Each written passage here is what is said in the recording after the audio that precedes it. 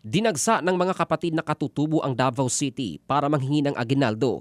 Karaniwan na ito pagsapit ng Kapaskuhan kung saan bukas palad namang inaasikaso ng City Social Welfare and Development Office o CSWDO at ang iba ay dinala na sa Mahayag Evacuation Center habang inihahanda ang pagpapabalik sa kanilang pinanggalingan.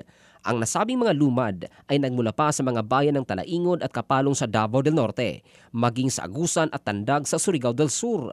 Subalit sa halip na magkaisa para sa kanilang layunin, ay nagkagulo ang mga ito sa hindi pa malamang dahilan.